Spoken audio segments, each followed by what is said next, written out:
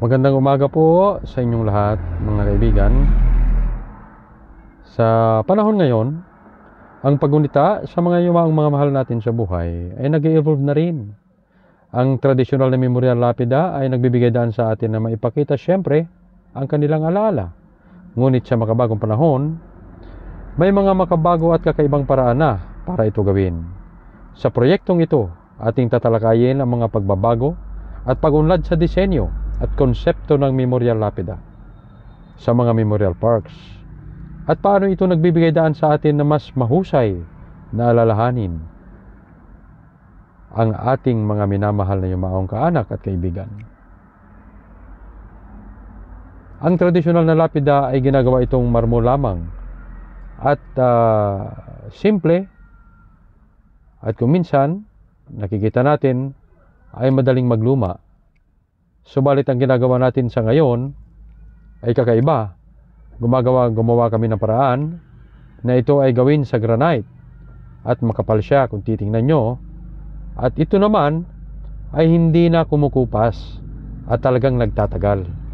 At kung inyong mapapansin, ang mga picture nito at ang paggawa nito ay hindi kukupas, pati ang mga letra maganda at pangmatagalan. So, makikita nyo naman talaga nakakaiba at maganda ang pagkakagawa. So, masasatisfied kayo na mabigyan ng isang mahusay na alaala ang inyong mga minamahal yumaong kaanak o kaibigan. Sa ngayon ay pwede nyo kaming makontak sa aming website kung paano ito ginagawa at kung paano kayo makapag-order dito. Makikita nyo naman na ito ay customized at ang mga picture na mga ito ay hindi kumukupas. Kahit na ito ay sunugin, ganun pa rin. Hindi ito imitation.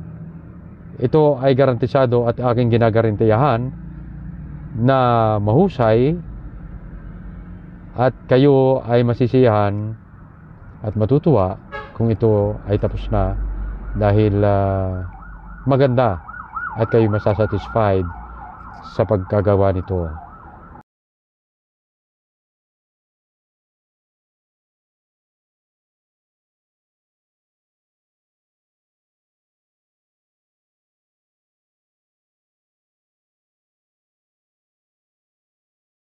So kung mayroon kayong mga tanong o kaya ay mga suggestion o suggestion sa amin, maaari kayong tumawag sa aming number o sa aming website, o kaya ay pumunta sa aming pwesto sa Villasis, Pangasinan.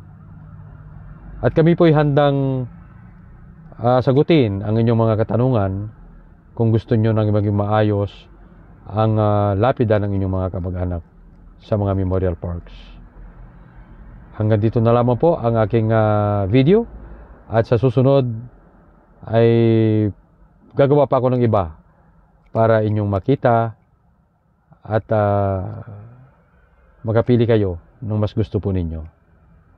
Marami pong salamat. Hanggang sa susunod muli.